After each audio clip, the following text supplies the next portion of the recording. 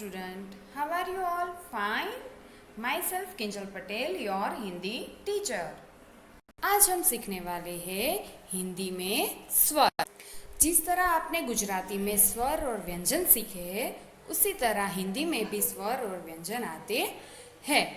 गुजराती में जैसे आप आ ई लिखते हो, वैसे ही हिंदी में आ ई वो आता है, पर उसको बोलने का और लिखने का तरीका थोड़ा अलग होता है। तो आज मैं आपको सिखाऊंगी हिंदी के स्वर लिखना और बोलना।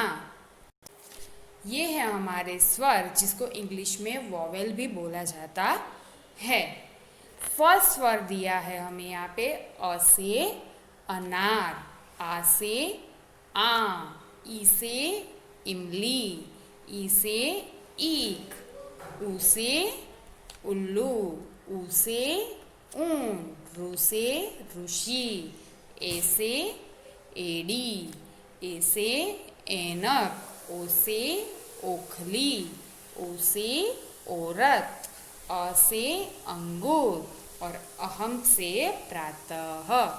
तो ये है हमारे स्वर जो मैंने आपको बोल के दिखाए। अब मैं आपको उसको कैसे लिखा जाता है वो लिख के दिखाऊंगी। अब हम स्वर लिखना सीखेंगे, तो शुरू करें। फर्स्ट स्वर है अ से अनार। तो कैसे लिखा जाता है वो मैं आपको लिख के दिखाती हूँ। फर्स्ट है अ से अनार। तो जिस तरह हम 3 बनाते हैं, वैसे पहले हमें 3 बनाना है, उसके बाद एक स्लीपिंग लाइन, एक स्लैंडिंग लाइन और ऊपर की तरफ हमें वापस से करनी है स्लीपिंग लाइन। गुजराती में ऊपर की तरफ कोई लाइन नहीं होती है, पर हिंदी में लाइन बनानी है। सेकंड है आ से आम, आ से आम। उसमें भी पहले 3 बनाना है, फिर स्लीपिंग लाइन, स्लैंटिंग लाइन और वापस से स्लैंटिंग लाइन। तो ये बन गया हमारा आ से आम। उसके बाद दिया है ई से इमली, ई से इमली।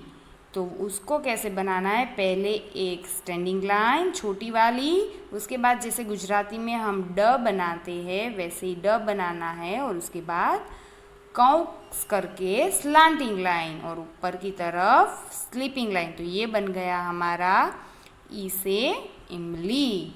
उसके बाद आएगा ई से ईख, ई से ईख। उसको भी हमें इमली की तरह ही बनाना है, पर ऊपर की साइड एक छोटा सा हाफ सर्कल आएगा। क्या आएगा, एक छोटा सा हाफ सर्कल। उसके बाद आएगा ऊ से उल्लू, ऊ से उल्लू। उसमें सिर्फ हमें 3 बना देना है और उसके बाद ऊपर स्लीपिंग लाइन। तो ये बन गया हमारा ऊ से उल्लू। उसके बाद आएगा ऊ से ऊन, ऊ से ऊन।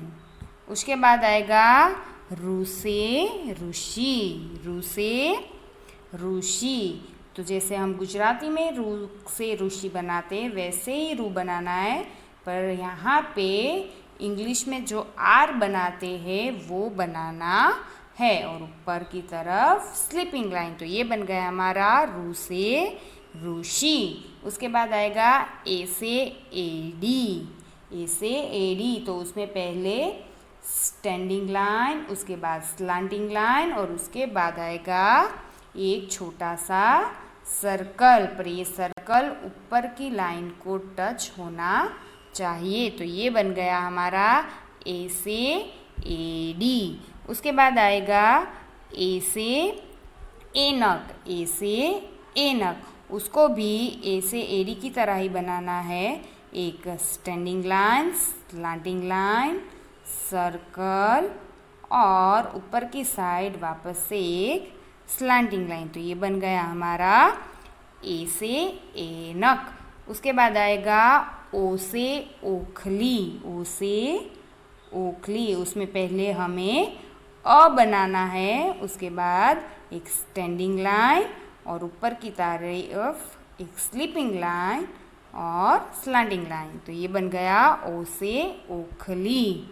उसके बाद आएगा ओ से औरत, ओ से औरत। उसमें भी अ बनाकर एक स्टैंडिंग लाइन, ऊपर की तरफ 2 स्लैंटिंग लाइन और एक स्लीपिंग लाइन। तो ये बन गया ओ से औरत।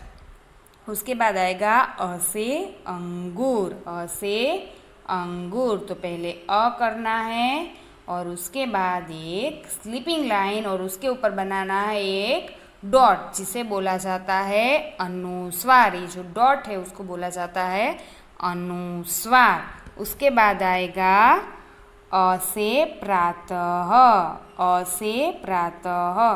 तो उसमें भी पहले अ बनाना है, फिर एक स्लीपिंग लाइन और उसके बाजू में 2 छोटे से डॉट बनाने हैं। तो ये है अ से प्रातः और ये डॉट को बोला जाता है विसर्ग। ये डॉट को क्या बोला जाता है? विसर्ग। तो ये हुए हमारे स्वर, ये हुए हमारे स्वर जिसको आपको बोलना है और लिखना है। Stay home, stay safe. Thank you.